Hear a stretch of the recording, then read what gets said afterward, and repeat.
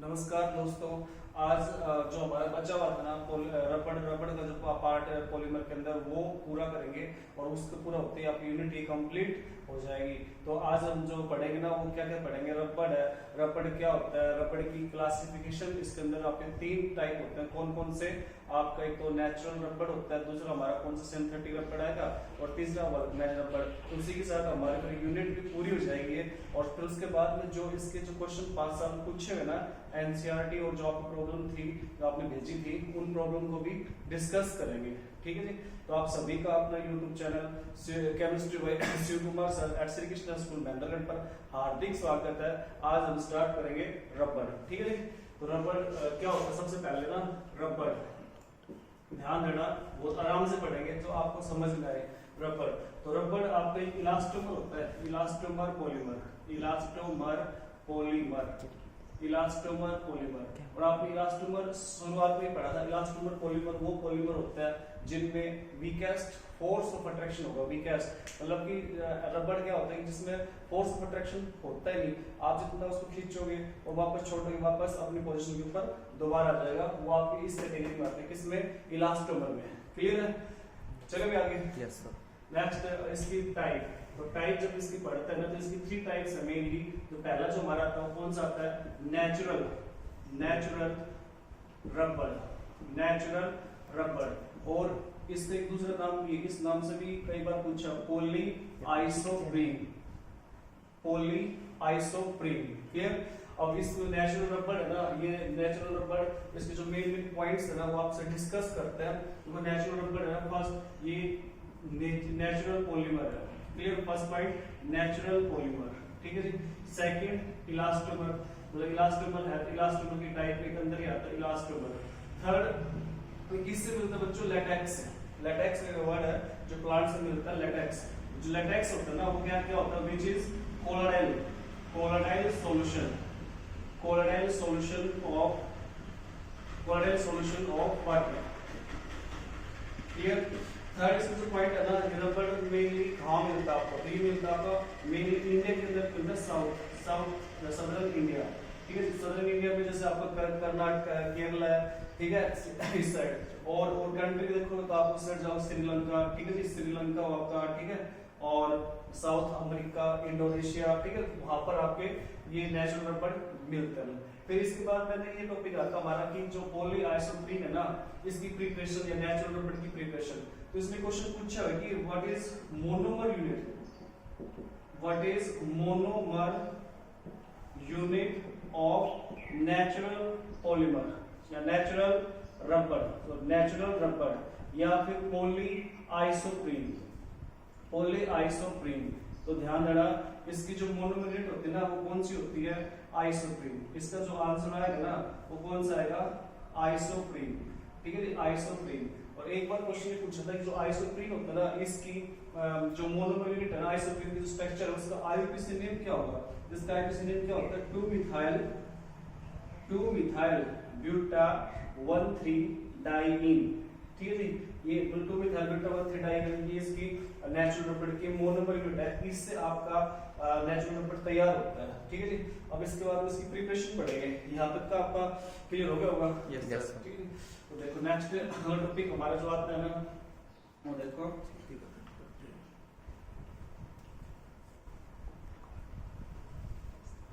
हमारा टॉपिक ये चल रहा था कि प्रिपरेशन ऑफ नेचुरल रबड़, प्रिपरेशन ऑफ नेचुरल रबड़ या पॉलीआइसोप्रीन। तो देखो इसमें कैसे बनता है आपका ये। इसके लिए सबसे पहला आप तो मिथाइल ब्यूटा 1,3 डाइईन लोगे, CH3 double bond CH CH2। अगर इसका देखो आप नंबरिंग करो तो 1 एक मिनट रुकना भाई, 1 2 3 4। ठीक है जी। तो इसका क्या नाम होगा? 2 मिथाइल ब्यूटा 1,3 डाइईन। अब देखो डबल बॉन्ड 1,3 तो एक यहाँ पर आएगा आपका। ठीक है, तो CH2 और 1,3 और दूसरा हमारे पास में ये यहाँ पर डबल बॉन्ड आएगा तो 1 और 1,3 डाइईन। 2 मिथाइल ब्यूटा 4 कार्बन्स है और डबल बॉन्ड यहाँ पर 2 मिथाइल ब्यूटा 1,3 डाइईन। ये n नंबर लेना आप, n नंबर। तो इसको पॉलीमराइजेशन करते हैं, पॉलीमराइजेशन।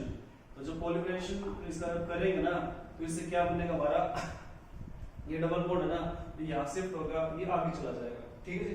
तो इससे क्या बन जाएगा हमारा, ये बनेगा पॉलीएस्टरीन CH2 सिंगल बॉन्ड। ये डबल यहाँ पे आपको बॉन्ड जाएगा, सिंगल हो जाएगा, यहाँ पर क्या होगा हमारे पास डबल बॉन्ड आएगा, ठीक है जी, CH और CH2 एंड सो ऑन। ये जो यूनिट बनेगी ना, इसको बोलते हैं, क्या बोलते हैं, पॉली आइसोप्रीन, पॉली आइसोप्रीन या फिर नेचुरल रबर, नेचुरल रबर।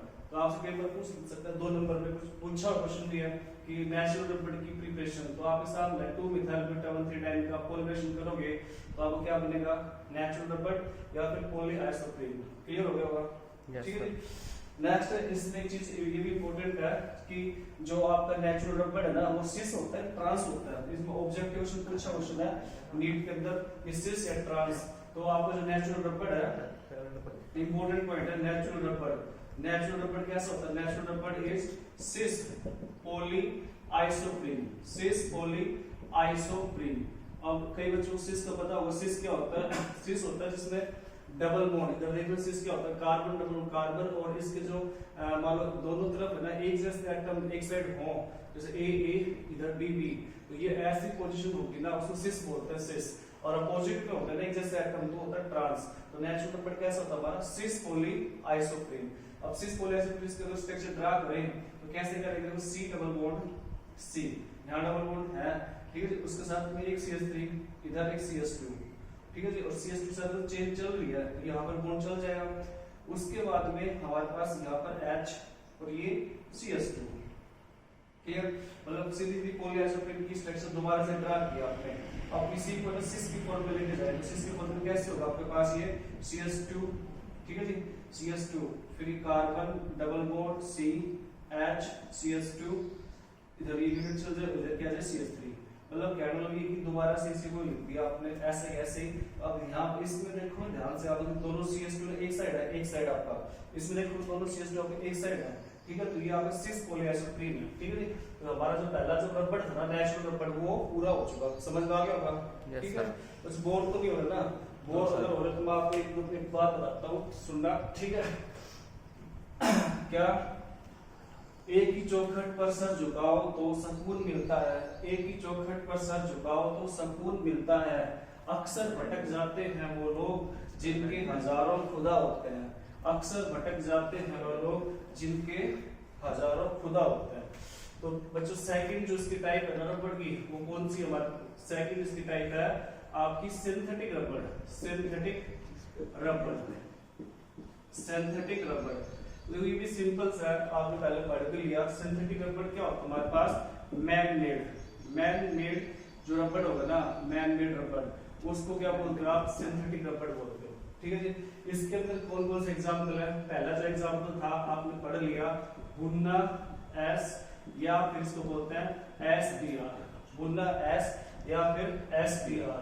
तो ये आपने कर रखा है, BU मतलब ब्यूटान 3 डाइईन, N मतलब सोडियम, S मतलब स्टेरिन, इनको जोड़ोगे तो जो रबर होगा ना वो बुन्ना S बनेगा, ठीक है। इसमें पूछा भी क्वेश्चन की बुन्ना S की मोनोमर कौन कौन सी होगी, तो आपके सामने इसकी प्रिपरेशन कैसे होगी, तो दोबारा से देख लो आप कि ब्यूटान 3 डाइईन का CH2 double bond CH double bond CH2, ये ब्यूटान 3 डाइईन। और स्टेरिन क्या होता है, स्टेरिन हमारे पास ये बेंजीन, इसके ऊपर CH डबल बॉन्ड CH2, ये स्टेरिन है, ये भी नंबर ले, ये भी नंबर ले। और किसकी प्रेजेंस में, सोडियम, हीट, सोडियम प्रेजेंस में इसको हीट करते हैं तो क्या होगा बच्चों, ये यहाँ पे अटैक करेगा, ये वाला इस कार्बन पे, ये वाला इस पे, इसी प्रकार से आपकी चेन चलेगी। और जो पॉलीमर बनेगा ना उसका नाम बुन्नास होगा, तो क्या बन जाएगा, CH2 single CH double bond CH CH2 CH CH2 और ये आपकी रिंग, ठीक है। और ये चेन चलती रहेगी, ठीक है जी। तो ये जो पॉलीमर बन गया ना, इसका नाम क्या, बुन्ना S या SBr। समझ में आ गया, दोबारा देखो क्या, यहाँ पर ब्यूटान 3 डाइईन, ठीक है जी, S स्टेरिन, N मतलब सोडियम, हीट। तो ये जब जोड़ोगे किस तरीके जोड़ेंगे, डबल बॉन्ड सिंगल में कन्वर्ट, यहाँ पे जाएगा डबल बॉन्ड आपका सिंगल हो जाएगा, ये डबल बॉन्ड नेक्स्ट कार्बन उस नेक्स्ट कार्बन, और ये जो बढ़ेगा ना वो आपके सब नीचे है, ठीक है। ये बुन्ना SBr तैयार हो जाएगा। यहाँ तक समझ में आ गया भाई, यस सर। चलो आगे इसकी जो सेकंड टाइप है ना, सेकंड टाइप वो देखो कौन सी है, सेकंड टाइप इसकी है नियोप्रीन, नियोप्रीन रबर। तो नियोप्रीन इंपॉर्टेंट है, कई बार कुछ नियोप्रीन की मोनोमर यूनिट है ना वो एक्सप्लेन करो। तो देखो नियोप्रीन क्या होता है, सेकंड नंबर नियोप्रीन। तो नियोप्रीन है ना इंपॉर्टेंट है, नियोप्रीन रबर आपका ये किससे बनता है, इसकी जो मोनोमर यूनिट है ना कौन सी है, क्लोरोप्रीन। ध्यान रखना क्लोरोप्रीन है ना, क्लोरोप्रीन ये इसकी मोनोमर यूनिट है। और क्लोरोप्रीन का आईयूपीएसी नेम क्या होगा, 2 chloro buta 1,3 diene, 2 chloro buta 1,3 diene. तो इसको लेकर आप नियोप्रीन तैयार कर सकते हो। जैसे 2 क्लोरो ब्यूटा 1,3 डाइईन क्या हुआ, देखो structure CH2 double bond C Cl CH double bond CH2। इस तरह करते हैं पॉलीमराइजेशन करते हैं, पॉलीमराइजेशन एन नंबर है, ठीक है। तो यहाँ पर देखो इसका नाम है 1 2 3 4। अब नंबरिंग कर ली, 2 पे क्लोरो है तो 2 क्लोरो 4 कार्बन्स ब्यूटा 1 3 1 और 3 पे क्या डबल बॉन्ड 1 और 3 1 3 डाइईन। अब इसकी जो मोनोमर यूनिट है ना इसका देखो कैसे जुड़ेगी, ये डबल बॉन्ड यहाँ शिफ्ट हो, ये नेक्स्ट, और इसी तरीके से एन नंबर ले रखा है, बहुत सारे आपकी चेन बनेगी ना उसका नाम क्या होगा, नियोप्रीन। तो क्या बनेगा देखो कैसे होगा, यहाँ पर CH2 सिंगल Cl, यहाँ पर डबल बॉन्ड शिफ्ट CH और ये CH2 एंड सो ऑन। ये जो बन गया ये हमारे पास क्या है, नियोप्रीन रबर, नियोप्रीन रबर। तो यहाँ पर नियोप्रीन भी खत्म हो चुका। सिंथेटिक रबर के अंदर आपका दो थे मेन, मुन्नेस और दूसरा हमारे पास नियोप्रीन। एक और छोटा सा सिलेबस में लिया लेकिन आपका ना पूछ सकता है बुन्ना एन रबर। तो बुन्ना एन रबर क्या होता है, देखो ये भी सिंपल सा आसान है, Bu ब्यूटा 1,3 डाइईन और एन में क्या करना, सोडियम, एन मतलब नाइट्राइल। तो इसको जो प्रिपेयर करेंगे ना तो buta 1,3 diene CH2 double bond CH double bond CH2, ये लेंगे ब्यूटा 1,3 डाइईन और एन मतलब अक्राइलोनाइट्राइल CH2 double bond CH Cl, ये अक्राइलोनाइट्राइल। एन नंबर इसका लेना आपको, एन नंबर इसका लेना है। दोबारा देखो ब्यूटा 1,3 डाइईन एन अक्राइलोनाइट्राइल, इन दोनों को मिलाओगे ना, मिलाने से जो यूनिट तैयार होगी वो हमारा क्या होगा, बुन्ना एन या नाइट्राइल रबर बोलते हैं, नाइट्राइल रबर, क्लियर है, नाइट्राइल। तो कैसे करेंगे, ये डबल बॉन्ड यहाँ शिफ्ट हो, ये डबल बॉन्ड यहाँ शिफ्ट हो और ये डबल बॉन्ड आगे शिफ्ट हो, तो सभी को जोड़ देंगे, जोड़ेंगे तो क्या नया प्रोडक्ट बनेगा, CH2 single bond CH double bond CH CH2 CH Cl and so on. और ये चेन चलेगी ना, ये जो बना आपका ये कौन सा रबर है, बुन्ना एन या नाइट्राइल रबर। समझ में आ गया होगा, क्लियर है, यस। फिर नेक्स्ट ये खत्म हो चुका हमारा, लास्ट इसकी जो टाइप बचेगी ना उसके बाद में इस चैप्टर के अंदर जो प्रॉब्लम थी ना आपने भेजी थी वो डिस्कस करेंगे। तो इसके अंदर जो लास्ट रबर जो बच गया वो कौन सा हमारा, वल्कनाइज रबर, वल्कनाइज रबर। तो वल्कनाइज रबर क्या होता है, कैसे बनता है, ठीक है जी। Third number vulcanize rubber, vulcanize rubber, ठीक है।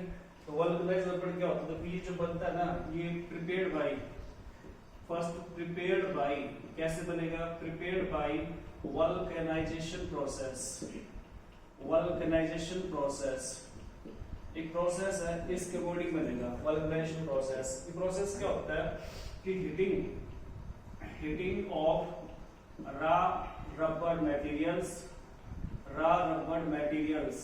ध्यान देना, heating of raw rubber materials या नेचुरल आप रबर लोगे स्टार्टिंग के अंदर, उसको हीट करना है किसके साथ, विद सल्फर एट 373 से 415 केल्विन टेम्परेचर। मतलब हीट करेंगे रबर मटेरियल्स को क्या लेकर, सल्फर लेकर, और कितना टेम्परेचर, इस टेम्परेचर रेंज के ऊपर। तो जो आपका रबर बनेगा ना वो वल्कनाइज रबर होगा, ठीक है। जब ऐसा करोगे ना तो क्या होगा, आगे देखो, तो उसमें ना सल्फर ब्रिज, सल्फर जो ब्रिज चेन होगी ना उसके अंदर ना सल्फर बॉन्डिंग हो जाएगी, sulphur bridge form at double bond. जो डबल बॉन्ड था ना, double bond in natural rubber, अभी थोड़े पहले नेक्स्ट में पढ़ा हुआ डबल बॉन्ड था, वहां पर हमारा क्या जाएगा, सल्फर बॉन्ड, सल्फर ब्रिज या सल्फर बॉन्ड बन जाएगा। अब इसमें आगे क्या होगा देखो, इससे ना नेक्स्ट कि ये ना आपका जो 5% है ना, 5% सल्फर है, 5% सल्फर है, वो यूज करते हैं किसके अंदर, used in making tyre rubber. जो आपके ऑटोमोबाइल्स है ना, ऑटोमोबाइल्स, उस ऑटोमोबाइल्स के अंदर जो टायर होता है ना, जो हार्ड होता है, हार्ड, वो आपका वल्कनाइज्ड रबर होता है, उसमें सिर्फ 5% सल्फर ही यूज करते हैं, 5% सल्फर, उसी से इतना हार्ड हो जाता है। जब ये बंद करा, इसमें कैसे देखो, इस तरीके से बनेगा, ये नेचुरल रबर है ना, नेचुरल रबर की मान कोई भी साइज ले सकते हो आप, इस तरीके से नेचुरल रबर आपका ये रॉ मटेरियल्स प्रेजेंट है इस तरीके से, ठीक है। और इसमें ना सल्फर इस तरीके से बॉन्ड बनेंगे बीच में, ये क्या है, सल्फर बॉन्ड बन जाएंगे। ये आपकी कौन सी फॉर्मूला है, ये रिलैक्स या स्ट्रेच, दो फॉर्म इसमें बना सकते हो आप। ये जो फॉर्म मैंने कौन सी रिलैक्स फॉर्म थी, रिलैक्स नीचे वाले, ठीक है। और जो स्ट्रेच है ना, स्ट्रेच फॉर्म, वो स्ट्रेच फॉर्म कौन सी होगी, स्ट्रेच फॉर्म मतलब थोड़ा सा स्ट्रेच हो जाए, खिंच जाए। तो इस तरीके से ना रबर जो था रॉ मटेरियल्स, उसके अंदर इस तरीके से बॉन्डिंग हो जाएगी सल्फर की, इस तरीके से। तो ये आपका ना इस साइड वाला, ये तो सिंपल था रॉ मटेरियल्स आपका नेचुरल रबर, इसमें सल्फर ऐड करके थोड़ा स्ट्रेच किया, स्ट्रेच करने से ये आपका वल्कनाइज्ड रबर तैयार होगा, ठीक है।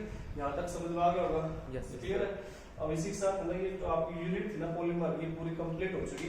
अब है ना इसके जो प्रॉब्लम्स है ना, जो मेन जो क्वेश्चन कई बार पूछे हुए हैं पिछले 4-5 साल से, तो सीबीएसई के एग्जाम में आए हुए क्वेश्चन है, ठीक है।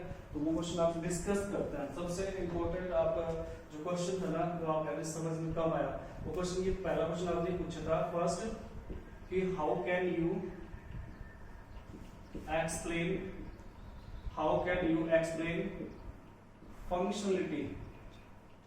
functionality of monomer, ठीक है जी। How can you explain functionality of monomer, मतलब कोई भी मोनोमर है ना, उसका फंक्शन कैसे होगा, कैसे काम करेगा।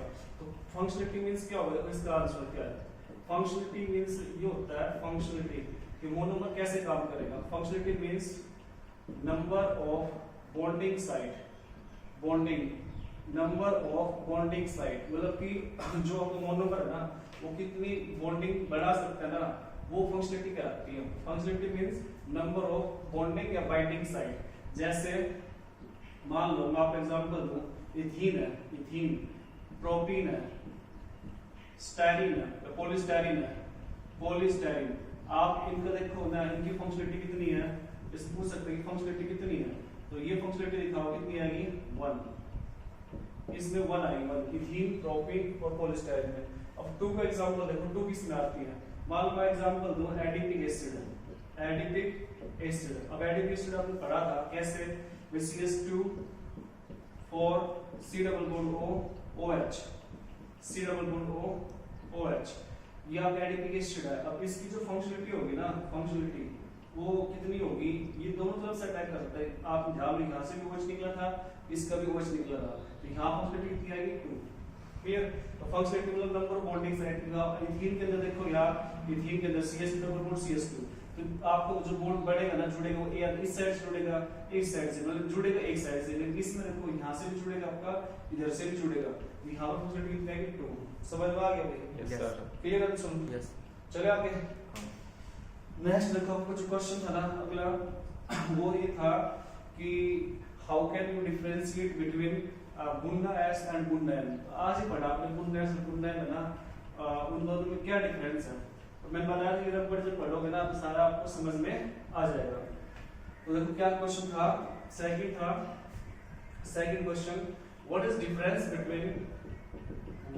Difference between buna S and buna N. Buna S और बुन्ना एन में क्या डिफरेंस है, देखो नाम से इंडिकेट है, ज्यादा डिफरेंस ज्यादा नहीं है। क्या इसका आंसर है, देखो बुन्ना एस ना, बुन्ना एस है, इसकी मीनिंग क्या होगी, इसकी मोनोमर पे डिफरेंस में मोनोमर कुछ डिफरेंस है ब्यूटा 1,3 डाइईन एंड स्टाइरिन, जिसमें ये प्रेजेंट है ना ब्यूटा 1,3 डाइईन और स्टाइरिन, वो बुन्नेस कहलाएगा, बुन्नेस। और बुन्नेन की कौन सा होगा, बुन्ना एन। तो बुन्नेन है ना, बुन्नेन वो कौन सा होता है, देखो ये इसमें आएगा ब्यूटा 1,3 डाइईन प्लस या एंड एन अक्राइलोनाइट्राइल, अक्राइलोनाइट्राइल। बस इन दोनों के अंदर मोनोमर का डिफरेंस है। यहाँ पर बुन्नेस ब्यूटा 1,3 डाइईन एस स्टाइरिन, यहाँ ब्यूटा 1,3 डाइईन और एन के आपका अक्राइलोनाइट्राइल। तो समझ में आ गया आपको ये? यस क्लियर है। नेक्स्ट एक सबसे इंपॉर्टेंट क्वेश्चन जो बार बार आता है क्या कि अरेंज करो, अरेंज आपको 2-3 पॉलीमर देगा और कुछ अरेंज करो, arrange the following polymer, arrange the following polymer in increasing order of intermolecular force, intermolecular force. इस ये सबसे इंपॉर्टेंट क्वेश्चन आपका बार बार आता है, बच्चे ने इसमें आगे पीछे कर देते हैं, तो आप समझ करना arrange the following polymer increasing order of intermolecular force. तो आपके पास ना दो, इसमें दो पार्ट देना। पहला पार्ट ये कि आपके पास 9066, ठीक है जी, 9066 कोमा, इसमें साथ में लो बुन्नेस, बुन्नेस कोमा पॉलीथीन, एक तो ये पार्ट है, ठीक है। सेकंड जो इसका पार्ट है ना, इसको अरेंज करना है 906 और बुन्नेस की जगह ना आप यहाँ पर दूसरा लिख लो बुन्ना एन, बुन्ना एन, और इसकी जगह लो पीवीसी। अब इन दोनों क्वेश्चन का आंसर आप बताओगे कैसे अरेंज करेंगे। तो आप स्टार्टिंग में यूनिट जब पढ़ी थी ना, जब एक क्लासिफिकेशन था, classification of polymer according to molecular force, तो उसके अकॉर्डिंग आपने जब पॉलीमर पढ़ा ना तो वहां पर 4 थे, 4 कौन कौन से, इलास्टोमर था, इलास्टोमर, दूसरा हमारा फाइबर था, तीसरा थर्मोप्लास्टिक और चौथा थर्मोसेटिंग। तो ये जितने भी एग्जांपल आपको देख के पूछता ना तो वहां से क्वेश्चन उठता है। आपको सबसे पहले ये पता होना चाहिए, देखो इस क्वेश्चन का आंसर देने से पहले ना आपको इसकी नॉलेज होनी चाहिए, क्या इंटरमोलिकुलर फोर्स, इंटरमोलिकुलर फोर्स, ठीक है। वो उसकी जो स्ट्रेंथ होगी ना वो किस तरीके से होती है, सबसे कम होता है इलास्टोमर में, इलास्टोमर सबसे कम मिलेगा। फिर कौन सा सबसे ज्यादा किसमें होता है, फाइबर में, पता आपको फाइबर में सबसे ज्यादा, इलास्टोमर में सबसे कम। तो बीच में कौन सा बच गया, थर्मोप्लास्टिक, थर्मोप्लास्टिक बोलिए अरेंज होगा फाइबर सबसे ज्यादा, फिर थर्मोप्लास्टिक, फिर इलास्टोमर। अब इन तीनों का एग्जांपल है ना वो ढूंढ लो और आंसर आ जाएगा। तो सबसे ज्यादा इनमें से फाइबर कौन सा है, फाइबर, फाइबर 966। तो पहले का जो आंसर दे रहे ना, सबसे ज्यादा फोर्स ऑफ अट्रैक्शन कौन सा होता है, 966। उसके बाद थर्मोप्लास्टिक ढूंढ लो, पॉलीथीन, पॉलीथीन, और फिर उसके बाद में इलास्टोमर, इलास्टोमर बता रबड़, रबड़ ये बुन्नेस, ये आपका बुन्नेस है, ठीक है। सेकंड अरेंज कर दोगे। इस क्वेश्चन में देखोगे आप ध्यान से, तो इसमें ना आपका इलास्टोमर ढूंढो, पहले इलास्टोमर कौन सा है, बुन्नेन, ये आपका रबड़ है, ठीक है। तो बुन्नेन में सबसे क्या आएगा, फोर्स ऑफ अट्रैक्शन वीक है, सबसे पीछे रहेगा। अरेंज करना इंक्रीजिंग ऑर्डर, इंक्रीजिंग ऑर्डर मतलब ये होगा पहले कम, फिर उससे ज्यादा, फिर उससे ज्यादा, फिर सबसे ज्यादा, ठीक है जी। बुन्ना एन सबसे पहले आएगा, उसके बाद में हमारा थर्मोप्लास्टिक एग्जांपल कौन सा, पीवीसी, ठीक है जी। और लास्ट में हमारा कौन सा आएगा, 906, ठीक है जी। ये दो नंबर का क्वेश्चन आपको कई बार पूछा हुआ है, बच्चे ना उल्टा उल्टा कर देते हैं, तो थोड़ा ध्यान से पढ़ोगे, ये लाइन ध्यान रखनी बस ये, और इसका एग्जांपल फिर कैसा भी क्वेश्चन हो आप इसको सोल्व कर दोगे। समझ में आ गया, क्लियर है। एक क्वेश्चन आपने ये पूछा था कि what is monomer unit, monomer unit of following polymer. देखो ये क्वेश्चन था कि what is monomer unit, what is monomer unit of following polymer, following polymer. तो इसमें कौन कौन से आपके पास, सबसे पहला आपने टैबलोट पूछा था, टैबलोट कल ही पढ़ा था। एक बैकलाइट दे रखा किसी बच्चे ने बैकलाइट के बारे में पूछा था। थर्ड आपने पूछा था परलोन, परलोन, और फोर्थ ओरलोन, परलोन और ओरलोन।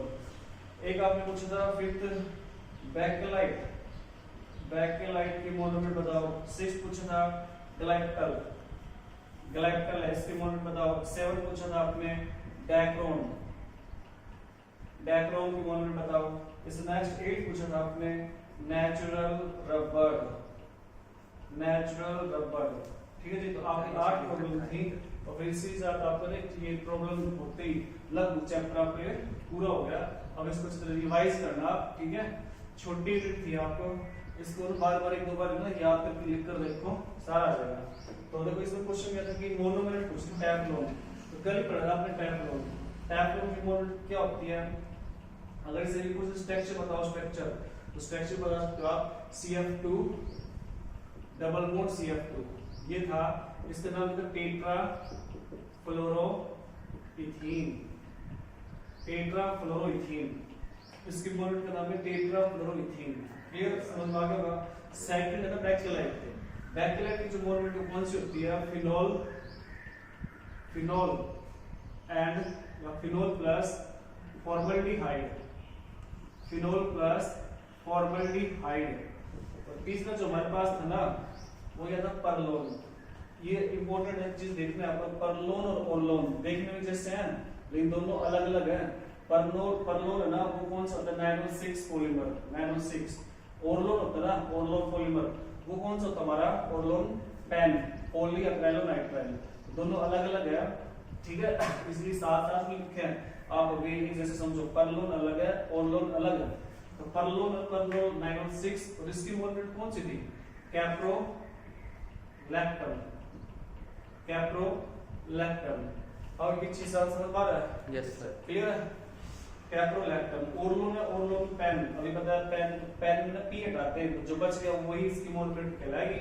कौन सी होगी? अक्राइलोनाइट्राइल, अक्राइलोनाइट्राइल। फिफ्थ है बैकेलाइट, बैकेलाइट में दो बार लिखा है, देखो ये बैकेलाइट भी बैकेलाइट, बैकेलाइट हमारा पहले आ चुका, ठीक, बैकेलाइट बता चुके। Phenol formaldehyde. ग्लाइक्टल, ग्लाइक्टल, ग्लाइक्टल की मोनोमेरिक क्या होगी? ग्लाइक्टल, ग्लाइक्टल की मोनोमेरिक कौन सी थी? Ethane, ethane, ethane 1,2 diol plus phthalic acid, phthalic acid, ethane 1,2 diol plus phthalic acid. यहाँ तक की स्टोरी आपको समझ में आ गई होगी। टैफ्लोन, बैकेलाइट, परलोन, ओरलोन और ग्लाइक्टल, ठीक है जी। इससे नेक्स्ट जो पॉलीमर है ना उसकी जो मोनोमेरिक कौन सी? डैक्रोन पूछ सकते हैं, डैक्रोन। तो डैक्रोन से ना, डैक्रोन की मोनोमेरिक देखो मिलती जुलती है ग्लाइक्टल की और डैक्रोन की। डैक्रोन का एक नाम और भी है, इस नाम से जानते हैं टेरलिन, कभी ये ना है पूछ टेरलिन। तो इसकी मोनोमेरिक कौन सी? Ethane, ethane 1,2 diol plus terephthalic acid, terephthalic acid, ठीक है। देखो ये दोनों पॉलीमर इतना मिलते जुलते हैं, इथेन डाइओल सेम दोनों में। यहाँ पर थैलिक एसिड और टेरिथैलिक एसिड इन दोनों में मिलती जुलती स्ट्रक्चर है। अगर बेंजीन है, बेंजीन, इसके 1 और 2 पे COOH ग्रुप होना 1 2 पोजीशन पे, थैलिक 1 4 पे होगा, टेरिथैलिक आ जाएगा। क्लियर जी। फिर नेक्स्ट हमारे पास लास्ट होना कुछ बच गया, नेचुरल रबर। आज पढ़ा आपने नेचुरल रबर। तो नेचुरल रबर है ना, इसकी मोनोमेरिक कौन सी होती है? आइसोप्रीन, आइसोप्रीन, ओनली आइसोप्रीन या इसको बोल सकते हो क्या? 2 मिथाइल, 2 मिथाइल ब्यूटा 1,3 डाइईन, ठीक है जी। तो इसी के साथ मतलब ये जो आपके ना रिवाइज भी करवा दी, ठीक है। और आपकी जो प्रॉब्लम थी ना, प्रॉब्लम वो सारी प्रॉब्लम भी ले ली, ठीक है। अगर आपकी और भी कोई प्रॉब्लम कम और कुछ कमी हो इस यूनिट से तो आप बच्चों को भेज देना, ठीक है। और जो आप पढ़ा रहे समझ में आ रहा होगा, ठीक है। और इसके अच्छे नोट्स बनाना, ठीक है जी। नेक्स्ट यूनिट है ना हम पढ़ाएंगे कौन सी? Chemistry in everyday life, chemistry in everyday life. अगर आपको आवाज की प्रॉब्लम हो भी या राइटिंग की प्रॉब्लम हो तो आप ना बता सकते हो, या स्पीड की प्रॉब्लम हो कोई भी आप हो तो बता सकते हो, जिससे हम अपना और अच्छा ठीक कर ले और आपके साथ आपके पास अच्छे से अच्छे चीज भेज सकें, ठीक है जी। नमस्ते।